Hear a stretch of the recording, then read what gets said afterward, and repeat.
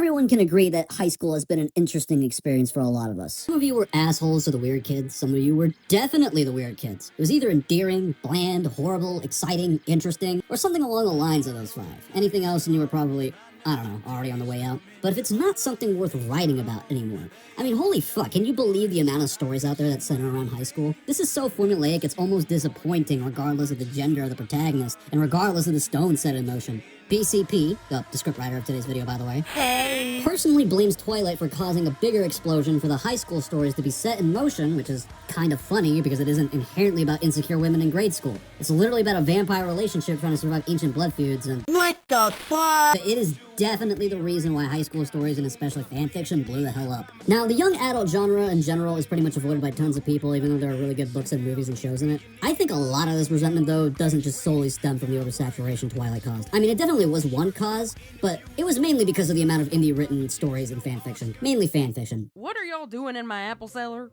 Applejack asked blindly into the darkness. Nothing! AJ just shut the door! Rainbow Dash's voice was unmistakable. Everyone got the notion this thing fucking sucks. But those authors did not care. Especially the adolescent people in the crowd who played Roblox who hadn't even went to high school yet. Yeah, you know where this is going. Roblox High School! I mean, come on, if you've been living under a bridge, this shouldn't have to be explained, but in case you were, here it is. It is a high school. There are no alternating blocks or periods on different days. There is no weird kid playing on his Nintendo Switch underneath the stairs. It's a standard high school. With cars. Oh, okay. Ow! And roleplay. This is the primary enjoyment factor that comes from RHS. The sole reason why anyone would come here, the roleplay element.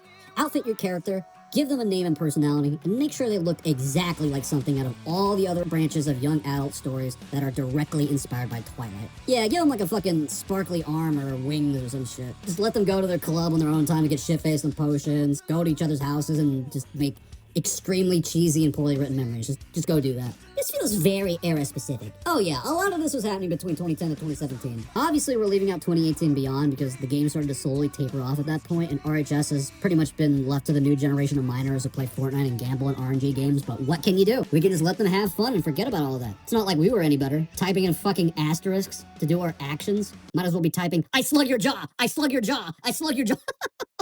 But you know what? It would be pretty stupid to assume that this was all this game had. There definitely were more serious student RPers who tried to create more three-dimensional stories around their characters with other people, and honestly, good on them. I hope they're the same people in Pine Ridge making 8-foot-tall creatures of myth while cops are busy chasing down random-ass civilians right beside them. Why the fuck did you write this? But this game had another demographic it attracted. Trolls. Trolls, trolls, trolls. A lot of them were fail RPing, if not deliberately jumping in on people's RP sessions just to pester the shit out of you out of character, but some of them did act more subtly to create unexpectedly enjoyable stories. Let's bring it back now, y'all. Que rico! Eh, que pasa, amigo?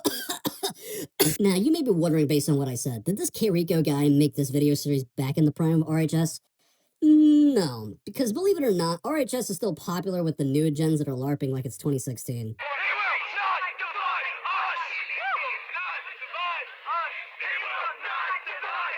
This guy came on with largely unscripted attempts to troll, starring two characters named Nicole and this one blonde chick, and the story on them, on second thought, is all over the fucking place. Yes, I want to crack the principal. Let me crack the principal. Let's go crack the principal, guys. We gotta go crack. Because it is still a goofy trolling series, and a lot of the people are also not taking themselves that seriously half the time. But when you boil it down, it's an emotional clusterfuck. To start things off with the foundations of these characters, this blonde girl chases a materialistic life and likes to go to parties and is basically one of those popular girls with orange cat energy. Nicole, on the other hand, she has her ups similar to her, but is ultimately a more grounded lady who gets dragged across the ground, especially when people do stupid things to her or around her.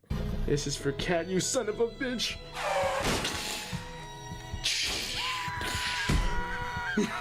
This is what you get. This is what you get. This is what you get. Maybe not.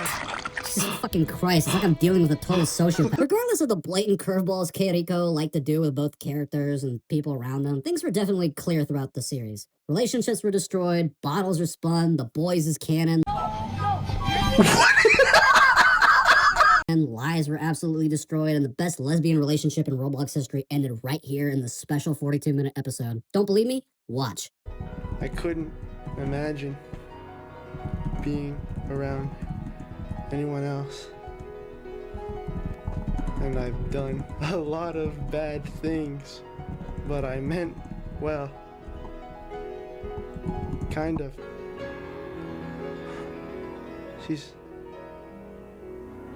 She's backing away from me. Oh my god. Look at the distance. Oh my god.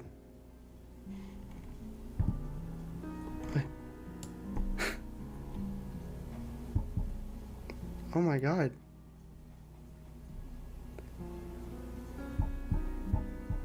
Should probably.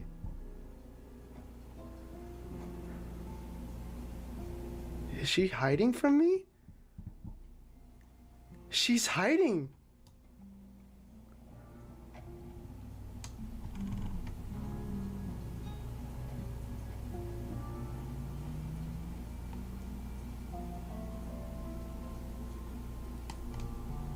Holy fuck.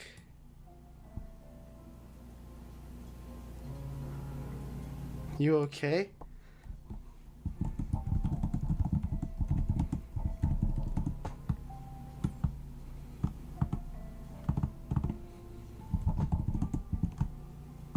No. No. I'm not okay. Don't think I've ever been worse. I don't know, she just left after I told her I killed a bunch of people. For what it's worth, as dumb as the series is, it definitely tugged on some people's heartstrings just a little bit. Just a little bit. I think Kiriko definitely knows how to roleplay despite how absurd he was being, and it showed a bit. But all in all, when you're not boiling it down, it's a fucking mess. How can anyone look at this and go, I should make something serious out of these people? They'd have to be completely demented and out of touch with reality to even think something like this would even work, right? Wait. What do you mean someone actually did this? There's 2 episodes on this already?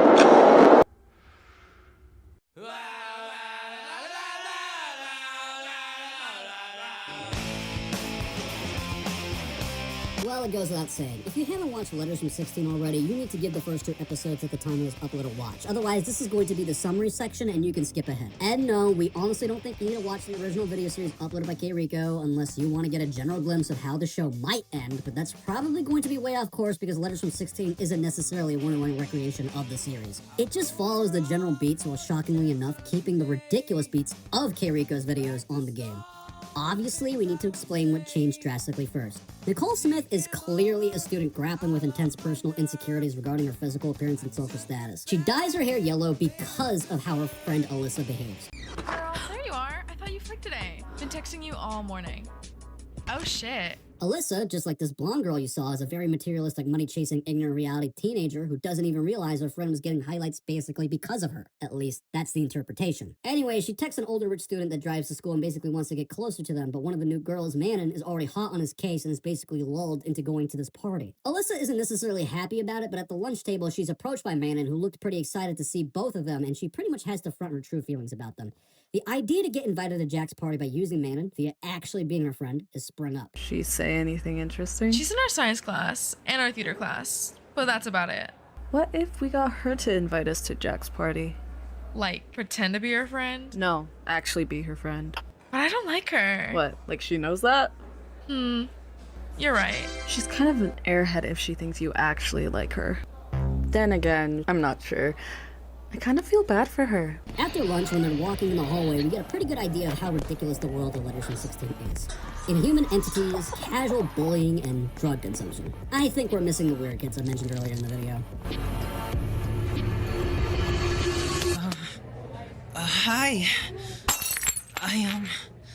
I saw you in the hallway. I thought you looked really cute. Cool.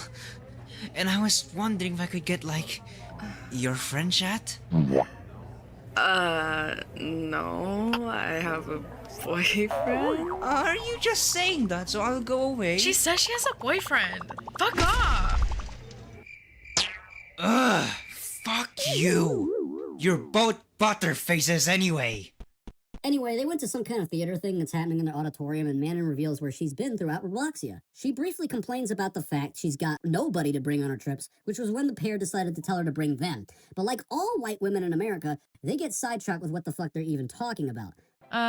No, we're not gay. And she's not my type. What? Why not? Are you serious? You don't think I'm at least a little pretty? What about all the times we had to share a bed? Or when we saw each other change? Both of those times were on the same field trip in the 7th grade. Wait, girl! Anyway, after they get done talking about crushes, the weird kid gets arrested for pornography. And Alyssa tells Nicole that her plan to get next to Jack isn't exactly to just rob him, but to also get her hands on witch's brew. Apparently fake IDs don't work anymore. Not like they would even know. Well, before Nicole was going to bring up the questionable morality of using Manon like this, her guy friend pulls up in a truck and asks them to hop in. Yo, jump in, guys. What about your car? Oh, right. No, I mean, like, I forgot how gross his car is. Oh. Well, it would be awkward now for me to say anything now. Let's just go. Reluctantly, they agree, and Yeah. And so when I got there, she was like crushed between two of the cars. She tried chasing some cat that escaped, which is how she even got to that intersection. Anyways, did you guys hear what happened at Bayside last week? No. No, but we actually met a girl from Bayside today. Dude, last week, someone got caught flirting with a teacher. Holy shit. Whoa, people still do that? Yeah. They said someone walked by and like saw this girl and this old ass history teacher kissing and stuff. She had to switch schools. I think she might go here now. Wait, say that again? She had to switch schools? Oh my gosh, Ali, remember what Manon said? She's a transfer from Bayside. Wait, oh my god. Oh my gosh, what if it was— Oh my god! No fucking way! Bro, what are y'all talking about? Tommy, did you ever hear the name of the girl that did it? Nah, right when Mason was telling me is when I got the call that my mom got into that freak accident. But it was her, right? She said she had transferred from Bayside and that she's a cheerleader. Do you think that's why she said she misses her school? And why she's into Jack? Oh my god, you're actually so fucking right. Wait. Who? It's this girl in our class named Manon. She's talking to this guy Alyssa likes. I don't like him. I just want to get free drinks from him. We think she might be the girl from Bayside. It has to make sense. Yo, that's nutty. Oh my god, we could totally use this for something. Y'all are fucked up, bro. But I see the vision. Hey, so when your girl says she wants an open relationship, what does that usually mean? moving on, they head to the mall to go window shopping and figure out white women problems like what swimwear they want and what dumbass clothes their guy friend should wear. He decides to bring both of those clothes out from the store. And in the next scene, Alyssa and Nicole discuss the background of their guy friend very quickly. Apparently, this is not the first time he's been caught by mall security. Alyssa, despite her petty desires in life right now, does bring up the topic of needing a big friend group to go out with because right now they're basically bare bones as it is. However, Nicole does bring up someone that they used to hang out with named Jess. Not much is explained about her other than the fact Alyssa saw her hanging out with some wolf girl chick and that Nicole kinda misses her sometimes. It's vague as to exactly what happened between them, but she asks if they will ever forgive them, to which Alyssa says she doesn't know as it happened last year. They drop the topic and Nicole asks Alyssa if they can go and see if security is done grilling their guy friend for getting caught stealing clothes again, to which she agreed, but first she needed to go to the bathroom. Nicole decides to go to the bathroom as well, initially to wash her hands, but she's surprised. You move, you're dead. You're gonna do exactly as I say, Or else you're Are you the guy from school? Oh my gosh, you cannot be serious. Did you say something, Nicole? Say anything and I cut your throat. So what do you think I should— Oh my god! What the— Relax, it's the guy from school. What guy from school? The one that hit on me, remember? Oh, that guy. Both of you shut up, or else both of you are dead. Is this even a real knife? It's not even a real knife. Fine. You guys got me. I just wanted for someone to like me. I don't know what came over me. Hey, don't worry, man. You can hang out with us at any time you want. He can? Yeah, of course. We were just looking for a new friend to hang out with, right? Really? That sounds...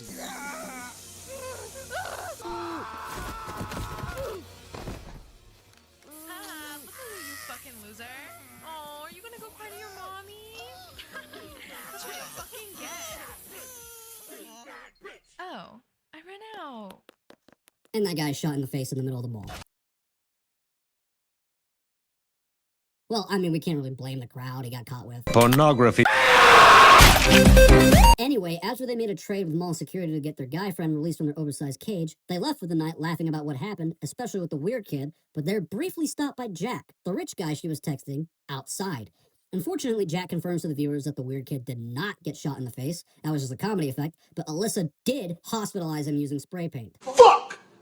Regardless of the disappointment, Jack is impressed by her actions and walks off. Crazy convenient they were outside. But as far as the night goes, it was over. Nicole is presumably driven back home by her friend and she makes it back. Although she definitely knows she's not supposed to be here so late.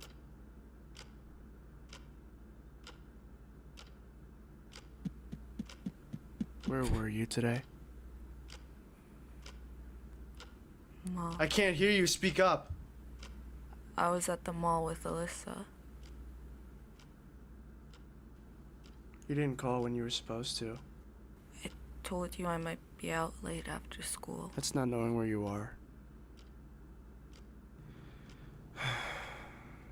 I need to know. I worry about you all the time. Do you know that? I know. You're scaring me, Nicole. I worry about you and that girl you always hang out with, Alyssa, and that gay girl and that Serbian guy you hang out with, and Tommy is Polish, Dad. And Jess isn't our friend anymore. Nicole, take that hat off. I found your hair dye in the bathroom. How much longer are you going to keep lying to me?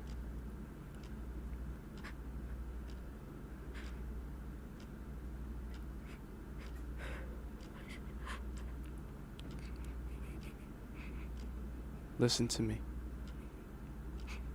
You were gonna go upstairs and you were going to fix that. And you are not going to leave your room until I say you can.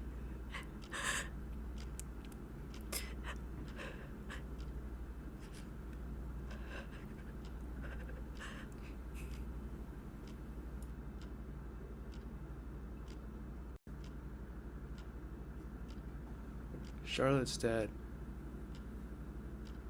And it wasn't soon enough. Keep it that way.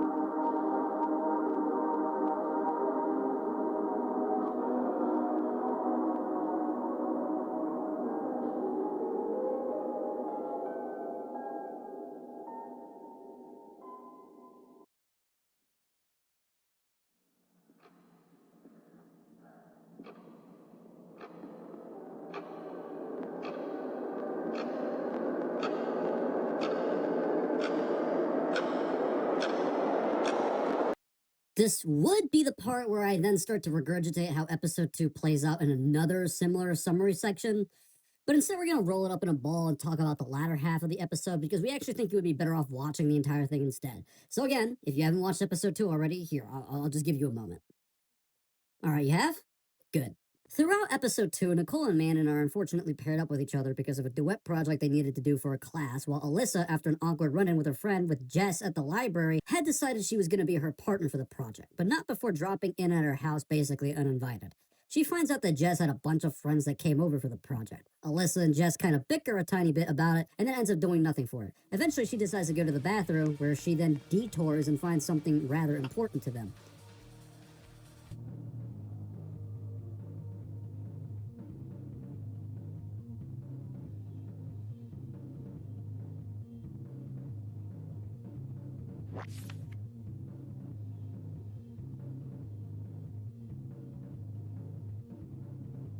A photo of them from sophomore year. Nicole and Manon, in the meantime, didn't exactly work on the project yet because while they were out discussing their personal business at a cafe, Jack, the 19-year-old guy creeping around minors, barged in and basically casted the idea for them to come along to their party. By now, however, that threat about Manon being the Bayside student who fucked around with her teacher seemed very unlikely given the way she behaved, especially at the party where she then revealed to Nicole that she actually started to lose interest in Jack due to how scary and intimidating he is. As she walked away to try and break things off in the party subtly with Jack, her tail accessory falls off, and Nicole realizes that being a sociopath who wants to see how things go down isn't exactly in the cards. She finds out from her guy friend Tommy that they're dealing with potions, which at this point are implied to not simply be regular alcoholic beverages. Realizing what likely happened to Manon at this point, Nicole rushes into the next scene. Manon! Manon, can you hear me? Manon, can you hear me? Oh my gosh, what did he do? Whoa, looks like someone could handle the flavor. Did you do this? Hey, accusations. Shit's not cool, come on now. Here, let me see. Damn, I forgot to tell her about the frostbite ones. Bruh, she's gonna be out like that for the rest of the night. Fuck off! Relax, girl, people faint like this all the time. We're gonna leave her in the other room. Besides, the frostbite keeps the organs cold. She was trying to get out of here. Yeah, whatever. Hey, let go of her!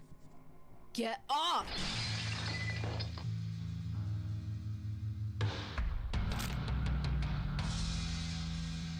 Alright, fine. You can go with her then.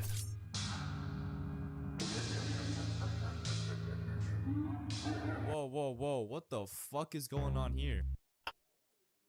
Who are you? Yo, bro, I'm just here to get some drinks. But from what I'm seeing, if a girl has to, like, put her hands on you, that sets, like, a dangerous precedent for how you, like, treat women and shit. Cause, like, what made her find it necessary to attack you?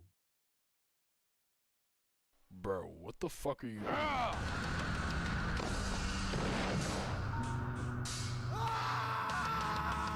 Nicole, go! Go! I'll hold him off.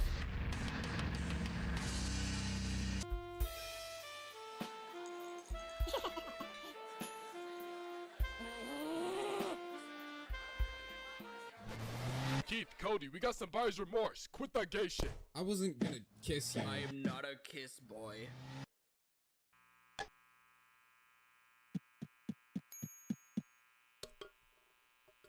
Hang on, guys. I'm gonna get more ice from the garage real quick. I'll be back.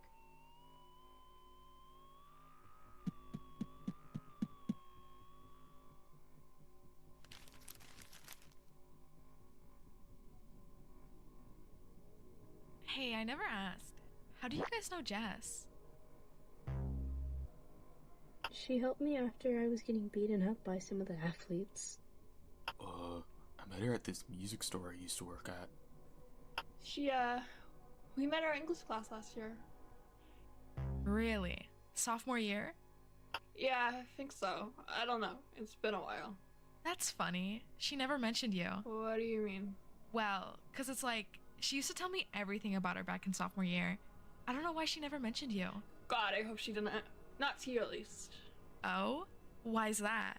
Look, this is none of our business. She's but, really not comfortable if you hear. Whatever happened between you two is, like, not related to us, but as our friends, we, don't think you're, like, If she wants nothing to do with you, then we don't need her. No offense, Alyssa, but yeah, you really shouldn't have come over. We can tell her whole vibe has been down the entire time. What is she even telling you guys? She tells us enough. That you're like stuck, always in the past. Stuck in the past? Stuck in the past? Are you fucking serious? Isn't that like what this is all about, Alyssa? Aren't you just here so you can like complain to her about things that happened 2 years ago? Jess obviously wants to move on. She's just trying to be nice to you. So don't try to get back into her life. It's her decision whether or not she wants you in her house. But I'm trying to do the right thing by telling you that. Oh, so I'm not welcome here. Is that it? Oh, well, God forbid we call a spade a spade. Okay. Well, if I'm stuck in the past, why does she have this? Where did you find this? I found it in her desk. Did you guys even know about this? Did you even know how backhanded of a friend she was to me? That bitch. That bitch, Jess!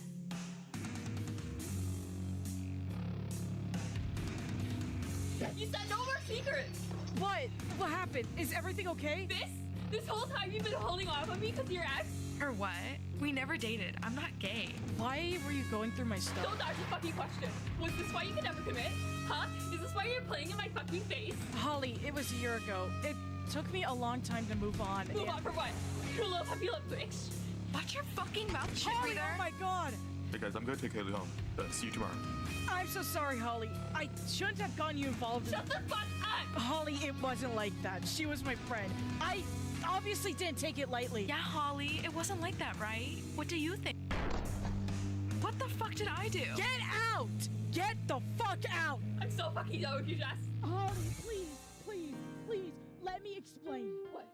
Was she even assigned you? Or you just want your little fucking love triangle here? It wasn't like that.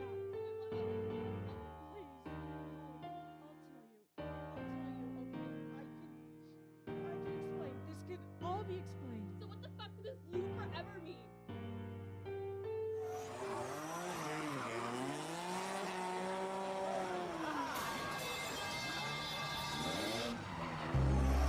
Damn, where'd she go? Shit, they had bunny ears, right? Yeah, the other one had highlights.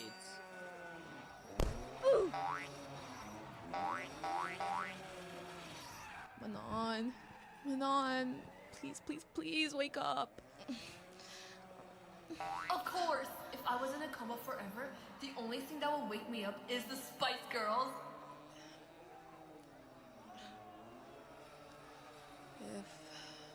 If you wanna be my lover, you have got to give.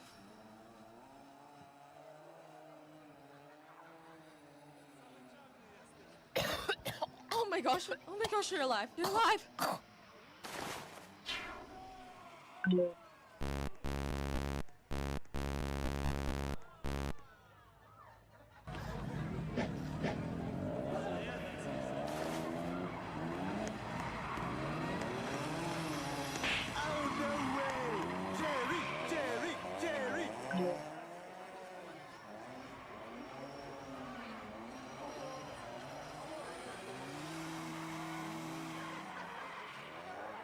God damn it.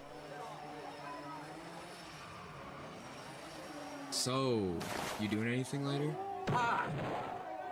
Oh my god, I'm into that.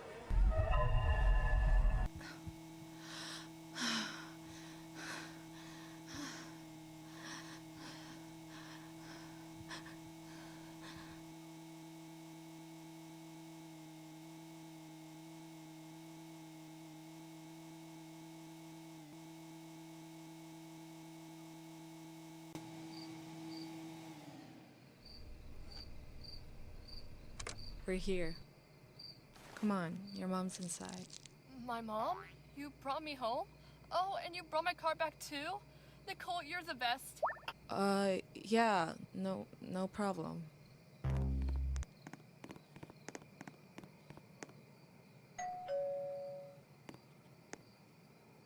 Are you sure you don't want to come inside, Nicole? No, I don't think I can. Okay, that's fine. It's late anyways. But Manon, Yeah? I forgot to give you this back. Oh my gosh, thank you so much, Nicole. Huh. I'm sorry for getting you involved with him. I didn't know he was like this. I hope you can forgive me.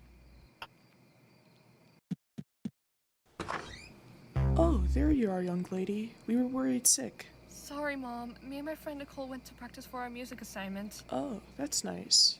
Hi, Nicole. Would you like to come in? Oh no, I need to go home, but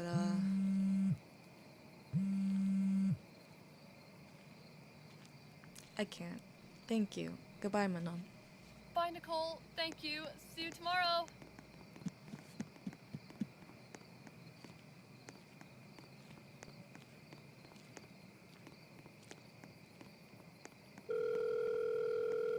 Hey, Nicole. Where have you been? I called you like an hour ago. Can I stay at your house tonight? Yeah, sure. Actually, I was gonna ask if you wanted to come over. Thanks, Allie. How'd it go with Manon? We didn't do the assignment. It was, I don't know. Ugh, I totally get you. Jess was so annoying today. She's so unbelievable. Makes me miss hanging out with you. Yeah, you were right. Yeah. Anyways, come over. We can rewatch Twilight again. We always watch Twilight. So what? You love Robert Pattinson. Yeah, okay. See you soon, Allie. See ya. Come through the side door. My grandma's asleep right now. Okay, see you later.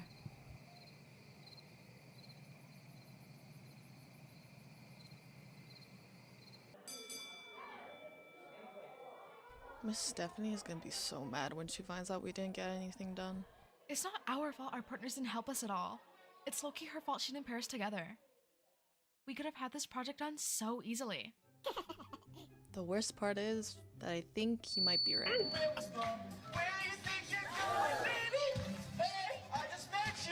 are all bad people. This world would be better when it's rid of everyone like you. I've been around the blocks more times than you, and yeah, I don't have the...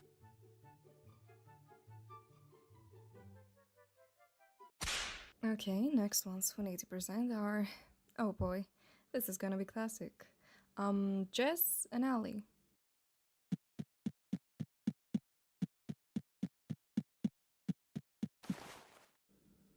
That means you, Lisa. Come on.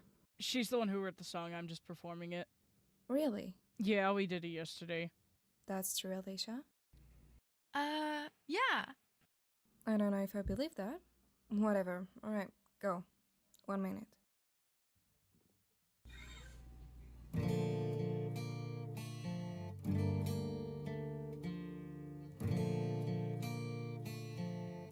So what actually happened yesterday with you and Jess?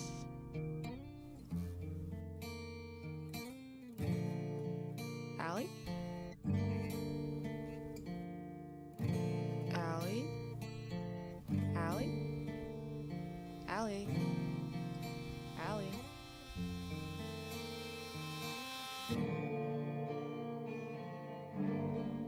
Allie? Did I lose you again? Huh? Oh, no. I was just, seeing if you were listening. You weren't saying anything. Yeah. Still thinking about the tournament? What?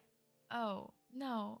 Just, hungry, I guess. Come on, I know the look. Oh my god, you stare too much. What? No, I don't. It's because my knee bent, like, right at the end. If it wasn't for that, like, one movement, I would have been fine.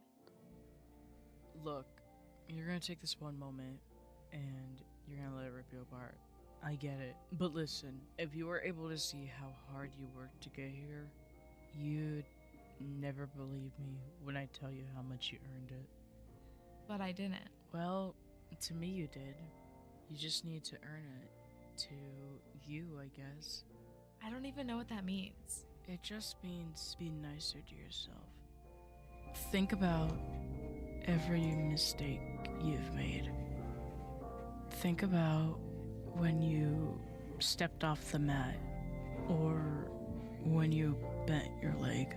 You know, every time you, like, cross the line or whatever. How much of that is going to matter when you are celebrating a perfect score? You just work harder than you'd like to believe, but you just don't want to accept the credit for it. And I think you're deserving of accepting that. I think you're deserving of accepting yourself, Allie. I wish there was a way to make you know that about yourself. I really do. I really do.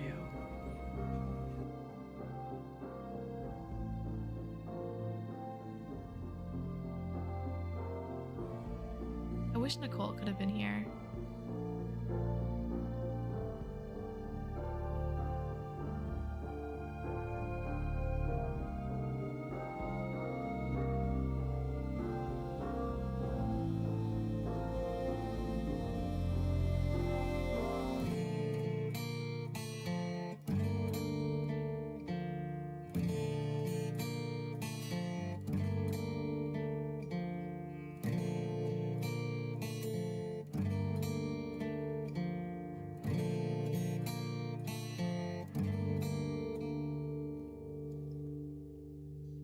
Wow, okay, great. I'm impressed, you two.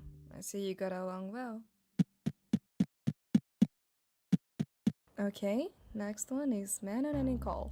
Oh shit, we didn't do anything. Manon, are you gonna tell her we don't have anything? What do you mean? We didn't do the project. Yes, we did. Don't you remember? I know everything there is to know about the Spice Girls. Oh yeah, I know that, but what am I supposed to do?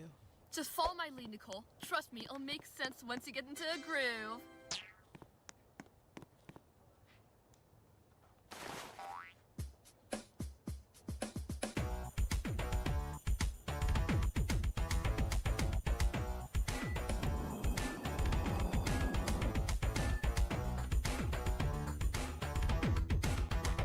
Yo, I'll tell you what I want, what I really, really want.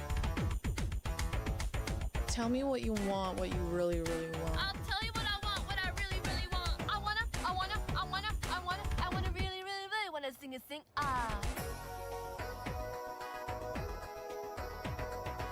Intermission time. Okay, so first things first, I would like to thank BCP for allowing me to write the intermission section of this video. At least I get some fucking leverage this time around, so I would like to make this a quick discussion about Black Ops 1 on the PlayStation. I love it.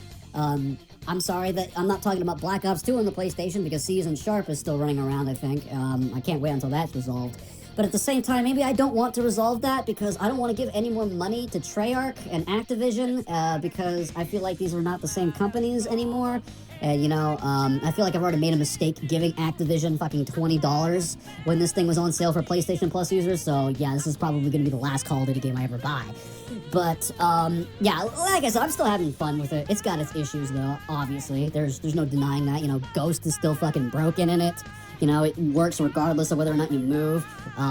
Hit detection is abysmal. People still vote for Nuketown like fucking crazy. People still love to spam the FAMAS, and everybody is sick of the constant host migrations at this point. But I think I said it before already in this intermission. I am loving it, and you can see the gameplay in the fucking background. I'm popping off right now. Holy shit, Black Ops 1 Nuketown on the PlayStation. Why am I playing the PlayStation version? Isn't the PC version superior in every way thanks to the Plutonium version? Well, yeah. I technically have a lot of playtime on the PC version of Black Ops because some of you remember from the COD commentary video from way back. Yeah, I was a PC player for Call of Duty, not a console player. I grew up with PC, not console, so I don't really feel as home, but I'm still playing the PlayStation version anyway because guess what? There's like a lot of fucking noobs around, and guess what? You go on a Plutonium Black Ops 1, you're not seeing as many noobs as you will on the fucking port. But obviously, this is gonna be like outdated information soon because Black Ops 2 is more popular. I'm gonna give it like 2 to 3 more months before this is outdated and there's like more fucking veterans on, and White Boy 7th Street is gonna be a consistent run-in like every day. But so I guess what I'm saying is, Okay, you're going off script now, so don't go back. Alright, I'm You're sorry, going I'm off sorry. script. Can we resume the video? You need to go back.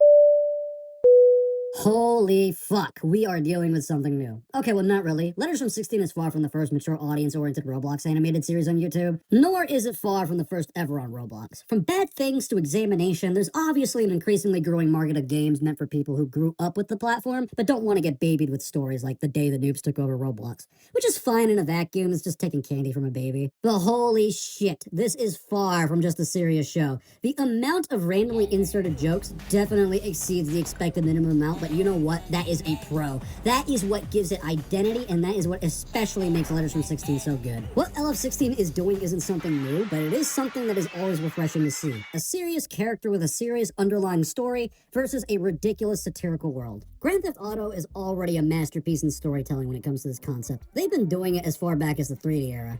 2D era, I guess counts, but some of the people you do come across in those games look pretty fucking ridiculous, so I don't know on second thought, but 3D era to the HD era? Oh, absolutely. Claude Speed is on a generic vengeance quest, while NPCs tell you their mother's their sister. Did he just say my mother's my sister? Niko Bellic is trying to go from underworld contact to exact his vengeance on the people who betrayed him during the Yugoslav wars in Liberty City, while the supposedly normal people that live in that country are creating a horrendous iteration of Linux and discussing about it on the fucking internet. Why is the Unix kernel so bloated? It was... I think what does make GTA stand out in comparison to things like Letters from 16 is the fact its focus on the satire does receive less screen time, as they would prefer to focus on the protagonist or what the protagonist does throughout the entire campaign of each game. However, at the end of the day, the writers knew to make it so fucking off the walls like Letters from 16 at certain points of each game, and we're really appreciative of what they did. In San Andreas, you're supposed to be a low-income neighborhood gangster trying to make it out from under the crash officers holding you down, and yet halfway through the game, you're tasked with stealing fucking jetpacks, green goo, and VTOL attack jets from a U.S. Army carrier. Did you hear that? That a bunch of bullshit. How the fuck did we go from Boys in the Hood straight to fucking Austin Powers? Shouldn't this be bad writing? Well, based on these all-time reviews of almost every Grand Theft Auto game ever released, no, this isn't bad writing. This is fucking hilarious. Even in GTA 4, the franchise's most serious game yet, Niko has to put up with some of the dumbest fucking people he's ever met, and still has to do some batshit insane stuff for everyone around him. I left a truck with a rocket launcher in it for you in an alley off of Applewhite in Alderney City. A truck with a rocket launcher in it. What am I meant to do with him? Who knows? Hell, this even predates Niko Bellic and Claude Speed. The original Final Fantasy VII and all of its remakes maintain the original absurdity throughout Cloud's adventure, and yet when it's time to say something serious, it sticks with you. JRPGs know how to not be boring, who fucking knew? Final Fantasy VII is obviously proof that you can go from complete absurdity to genuine serious storytelling without one ruining the other. But GTA does something a little different, and it's the distinction that actually matters here. The world doesn't have to stop being ridiculous when the protagonist starts taking something seriously. The world does not bend itself into a serious drama just because the show suddenly has something serious to say. When you adapt something like that into an actual narrative, you inherit all of those behaviors without necessarily inheriting an explanation for them. So now, somebody has to make them make sense. Like, why does Nicole tolerate all of this? Why is Alyssa obsessed with money, social status, and beer? I mean, brew. Why were they friends with Jess? Why aren't they friends with Jess? Why does Nicole ignore all the horrific shit that is happening around her until she suddenly decides that whatever's happening to Manon is serious enough that she needs to intervene? Those are character questions that the original series could basically answer with because it was funny. Letters from 16 can't really do that. So instead of sanding those inconsistencies away, they stirred shit in the kettle, realized it was still shit, threw it out, washed it thoroughly, and then put food in it. Because Nicole is fucking weird. People get hit by trucks, basketballs, and get shot in the face out in the fucking open, and that shit is just background radiation to Nicole. And that matters, because when Nicole finally realizes something might have happened to Manon at the party, she doesn't treat it like background radiation anymore. That's probably one of the most important things Episode 2 establishes about her, and what it will probably establish about her going forward from this episode.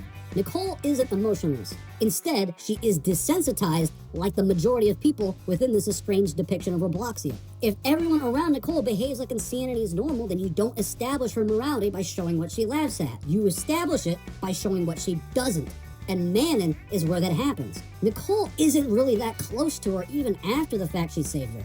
She was just a networking opportunity to Alyssa so that way she could get closer to Jack's social circle. Then Episode 2 forces Nicole to actually spend time alone with Manon because of their duet project, only to then realize Manon isn't a one-dimensional person. To Manon, Nicole is somebody she talked to and is worth entrusting with the fact she's becoming uncomfortable around this older guy and how she needs to get out of here smoothly. And then all of a sudden, Manon's tail falls off and Nicole is forced to see the note her mom left her for when she first got it. This is the moment where all the absurdity surrounding her stops protecting her from having to make a moral decision where she either watches or does absolutely nothing. Instead, she decides to do the opposite. Now compare that to Alyssa, because Alyssa's vulnerability is being introduced in almost the exact opposite way. Nicole reveals her true self when something happens right now, whereas Alyssa reveals herself when she encounters something that happened from before, which comes in the form of Jess. And Alyssa is fucking erratic about it. First, it's about the duet project when she waltzed in, then she's implicitly rejected about her ideas by Jess after her friends were introduced to her, to which she then decides to spring the question of asking about her side of what happened from last year, only to again be put in her place as it wasn't the right time apparently, so she does nothing. She doesn't try to resist until much later into the jam sesh, where she asks to go to the bathroom and finds the photograph. We don't get some enormous monologue where Alyssa looks directly into the camera and explains how much she misses the good old days at that moment. We just know that these people had a life before episode 1. And that might actually be the biggest structural change Letters from 16 has made to these characters. It gave them a past, which is totally different from lore. Sometimes these stories like to go with the lore branch instead of the past branch and then wonder why some people find it hard to follow that shit because it's like following along a game theory video. A past means that relationships have changed while we weren't watching, which helps with an absurd realism angle that we don't think people discuss very often. Because like in real life, there are arguments we weren't there for. There are friendships that used to be stronger, and there definitely are things Nicole misses that Alyssa apparently isn't ready to forgive. And there are photographs sitting in somebody else's house proving that whatever version of these people we're watching now isn't necessarily who they've always been. And that makes these characters feel older than the show, which is especially fascinating considering what they're being adapted from. The original Keriko series has almost the opposite relationship with continuity. Improvised trolling is inherently about the present. This series is barely the fucking present. This is the past, the present, and the future, where right now, we don't know what's gonna happen next. Well, actually, on second thought, maybe we do know what's going to happen, because, yeah, it is based on the trolling series, but as we've noticed by now, what happens in the series does not cleanly translate to what is currently happening in Letters from 16. It is actually up for debate as to whether or not it's going to end the same way the original trolling series did. Maybe we do see Nicole slowly get down into her true sociopathic self. Maybe Nicole does the shit that she does in the trolling series for completely different reasons, or maybe we get an alternative branch and we don't see her do the stupid shit that we saw. At the very least, we have some core morals here. We know Nicole is a little bit sentient compared to all the other motherfuckers that are running around causing chaos in this world. So I think the point of us not knowing what's going to happen next remains largely true. Not just in the meta sense that we don't know what is going to be taken from the trolling series, but what is going to actually happen chronologically from this point on with Nicole and Alyssa.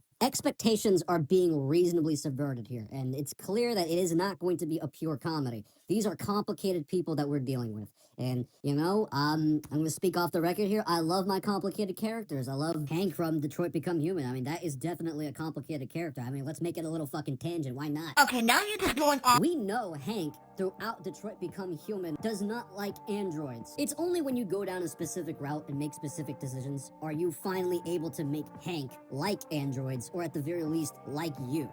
But making the friendly choices as the android never consistently works. You can't just assume that all of the good and polite decisions are going to get you and Hank on good terms. Another video essay on Detroit Become Human already explained this, but I like Hank. I also like complicated characters in general, like Hank. Asking what would have needed to happen between all the ridiculous shit for Nicole, Jess, and everybody else to become the people we're watching now is a much more interesting adaptation strategy than just taking the funniest moments from the original series and recreating them with better animation. Of course, things could take a turn for when the third episode happens. Maybe we get a filler episode where we just get lore to flesh out the overall world some more. This video is being made before the series even comes close to completion, so it is a premature jump of the gun. But if they do decide to be boring, break away from those bits of realism, start putting timestamps and flashbacks, not like that'll actually happen, we think that's fine. Because Letters from 16 solidified itself as one of the greatest alternatives to another pre-existing series that it takes some inspiration from. Not all, some. Or maybe 1% of inspiration, but look, people noticed it, BCP noticed it. Hi! I definitely noticed it, so let's just say it. You already know what the fuck we're talking about.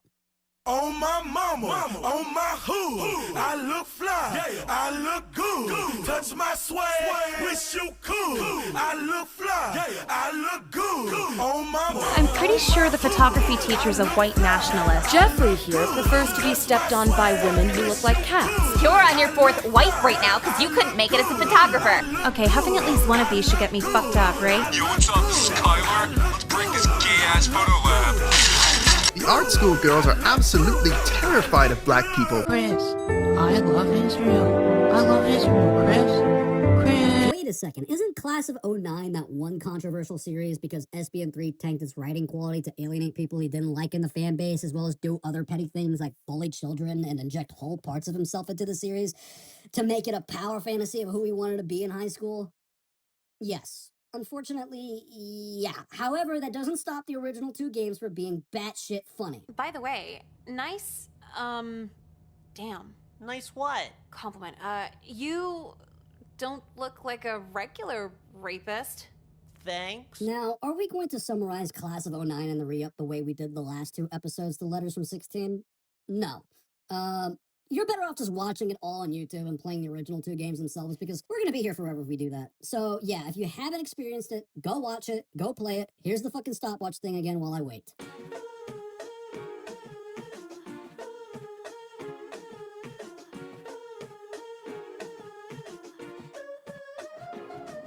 Okay, great. We're still gonna ball things up. By now, most people only know Class of '09 via 5 different segues. The Definitely Bored Oranges video, the compilations of the game on YouTube, the meme edits of the game, the anime, and the occasional cosplayers. Yeah, it's no surprise that there's no mention of the people who played the game, because it's easy to not dole out 10 to 15 bucks for a visual novel. But as a result of the inability to play the game, a general assumption came about that the game really is just a rejection simulator with edgy moments and a definitely sociopathic protagonist. And honestly, to the people who did play the game, we don't blame them for thinking the same thing. It's even advertised as a rejection simulator.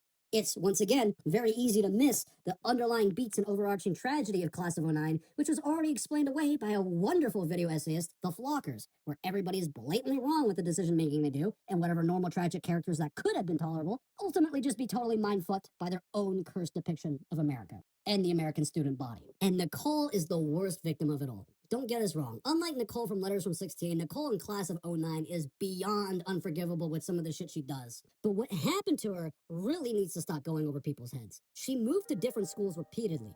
Whatever social life she could have had is effectively dust, and by the time she was settling in, they had to move again because of her dumbass brother who pirated breakbeat mixtapes. She tried to move in with the most trustworthy male figure in her life who stuck by her no matter what. Her dad, because obviously she trusted him enough to want to move in with him instead of her, and yet by the time she comes around to his house, he's already killed himself due to undisclosed personal issues and blamed it on her. For a girl who hasn't had her brain fully mature in a world that pretty much mirrors Grand Theft Autos, what do you think that's going to produce? The answer is a lot of things. So it shouldn't have been any surprise to the people claiming this game is shallow when Nicole emotionally hardened herself on the majority of people she meets in this game and treats men like shit, only for the real tragedy to ensue when it continues to validate her. The world around Nicole already fucking sucks. People get shot in malls like in Letters from 16. Predators are everywhere in the high school environment, and the system outside is basically beyond fucked up like Letters from 16. I will not hesitate to fucking murder you. Have fun in school, you girls. The protagonist back and forth with a trusty friend is also very similar to Nicole and Alyssa. How many times a day you say you go to therapy? The only difference is that there is no room for growth left. The world already sucks. Nicole has every reason to either kill herself or keep on going and fuck around with the people around her to get her ways with anything, and then regurgitate her inability to grow. So while you are laughing your ass off watching everything go by through a rather one-note lens, Nicole's already just trying to get by in hell. Everybody in this fucking world is just ridiculous. They weren't as magical or as gravity-altering or as openly psychotic as the people in Letters from 16, but you can bet they at least keep the psychotic parts about them, and you can clearly see where they drew inspiration from. Now, this shouldn't need to be said, but we're going to say it anyway. Just because Letters from 16 took a smidgen of inspiration from Class of '09 with this general layout does not mean it is a direct replacement of Class of '09. It might not even be the perfect alternative to Class of '09, because I already told you where it differs, and Nicole in Letters from 16 is definitely way more likable. Now, Letters from 16's writers can deny at this point that Class of '09 has no bearing on the series. I mean, I would if SBN3 would literally threaten my fucking reputation, but under the table, it's obvious. There's blatant elements of it, even though Letters from 16 with episode 2 and going forward will be drastically different. The point we want to bring up now is why point out something so harrowing as this series where white woman King Von destroys people's reputations into submission? The answer is simple. The original class of 09 and the re-up was always good. Let's face it, Letters from 16 risks some scrutiny despite being different from Class of 09. Because it follows a teensy tiny bit of Class of 09, some moron is going to assume the series fucking sucks just because it has a similar absurd world with a serious protagonist storyline, similar beats, and is reminiscent of early 2010s culture. Why would they assume Letters from 16 sucks because of Class of 09? Because of the definitely bored Oranges video. This video fucking sucks, by the way, but we're going to explain why at the very least by destroying this video into a billion pieces. So much so that later on, we're going to re-upload this snippet of this video onto our Extras YouTube channel, link in the bio, so that way the direct call out of Ty's stupid-ass opinion piece is actually shoveled into his face. Now, there's two ways we can go about it. The one-sentence approach, where you can just skip straight to the end, or the semi-detailed approach, where we tear apart his key points about the original two games. If you want the one-sentence approach, here it is. Definitely bored Oranges doesn't like Class of 09 because it isn't South Park.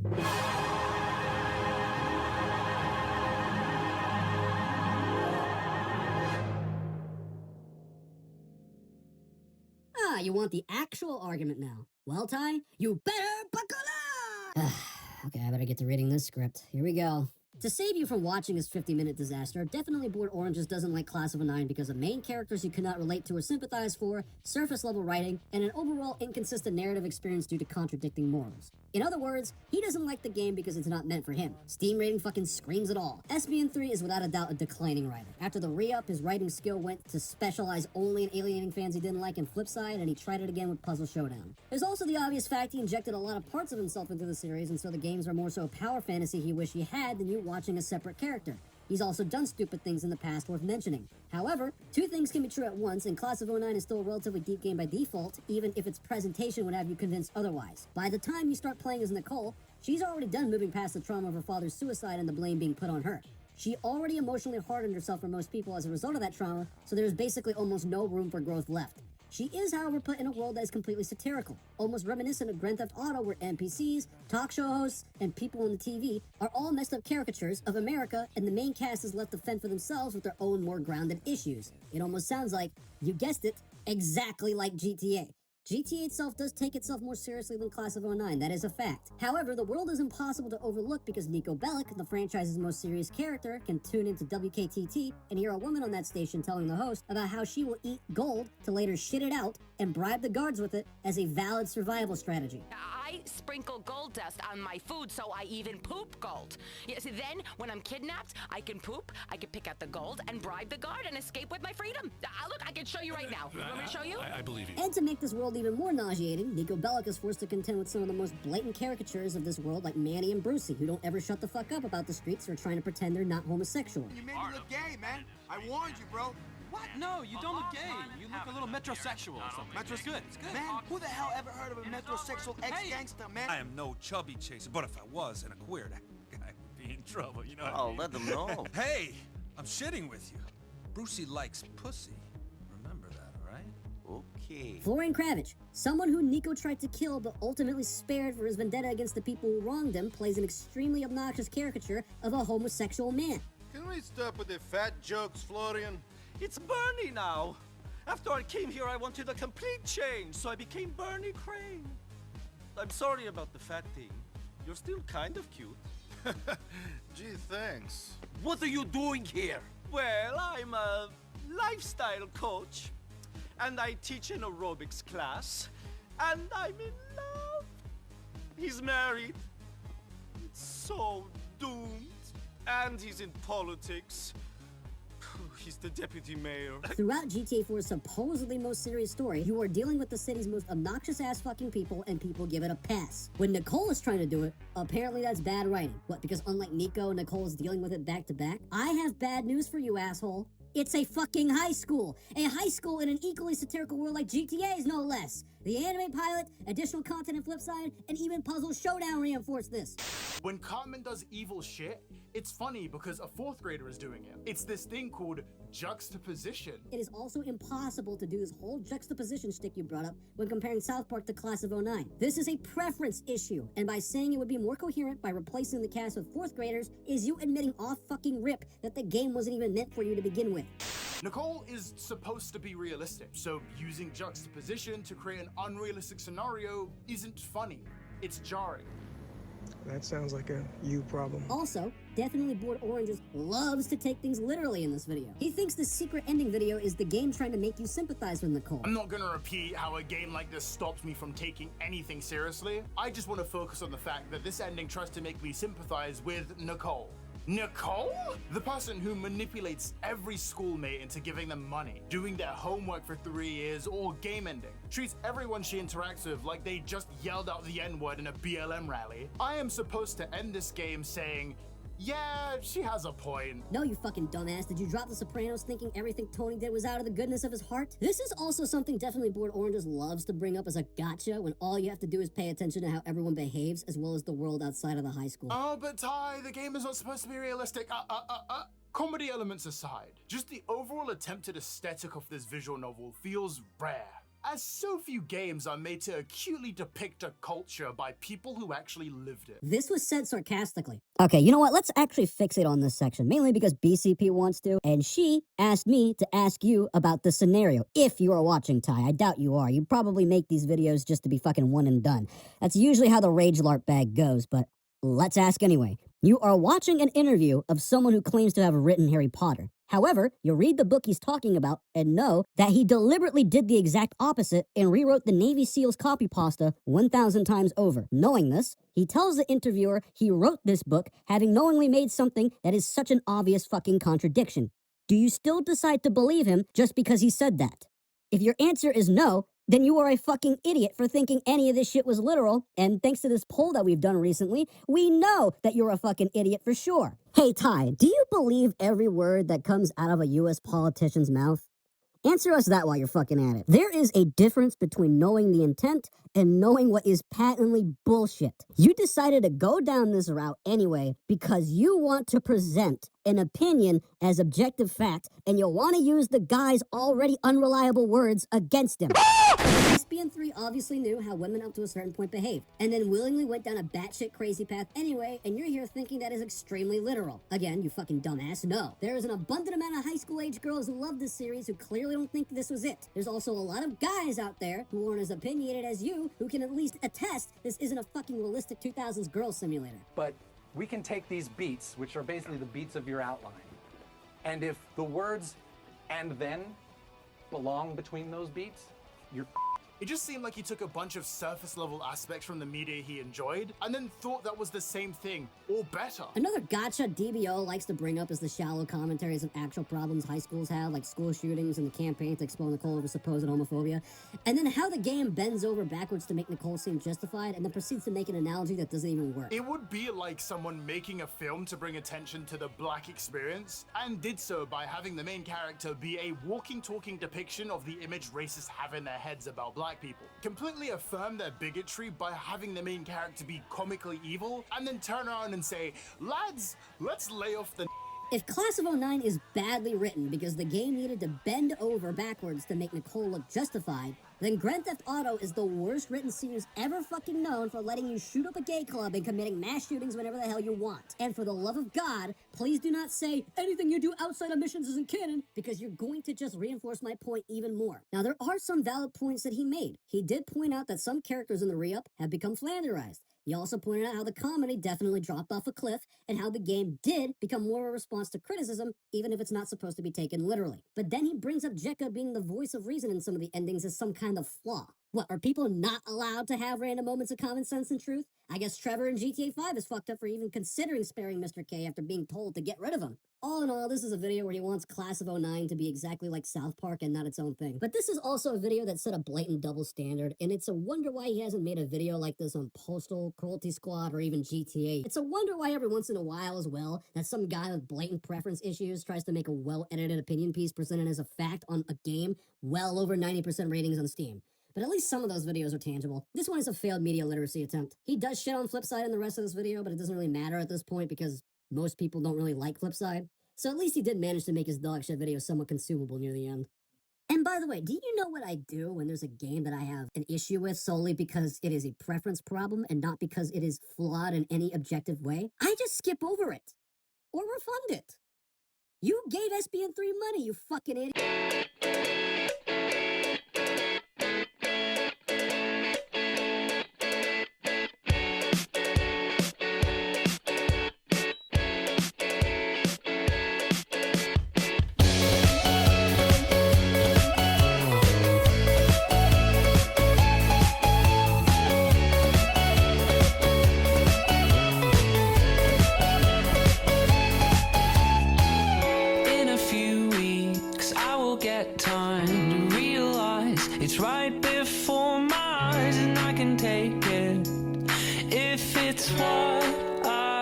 want to do. I am leaving, and this is starting to feel like it's right before my eyes, and I can taste it. It's my sweet beginning. And I can tell just what you want. You don't want to be alone. You don't want to be alone. I can't say it's what you know, but you known it the whole time. Yeah, you known it the whole time. Maybe next year I'll have no time to think about the questions to address. Am I the one to try to stop the fire? I wouldn't test you, I'm not the best you could have attained. Why try anything? I will get there. Just remember, I know that I can tell just what you want. You don't want to be alone. You don't want to be alone. And I can't say it's what you know, but you known it the whole time. Yeah, you known it the whole time.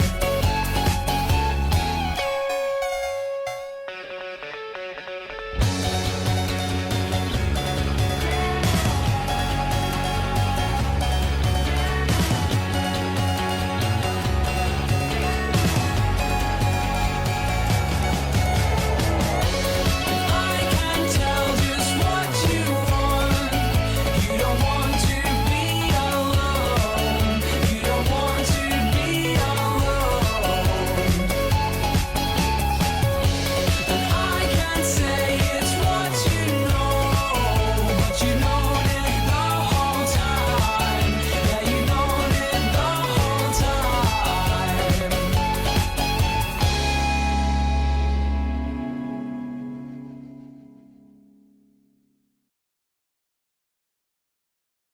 You brought me here to cook crack? Yeah, what else is baking soda for? I don't know, baking? I think I need help. I'm drowning in myself.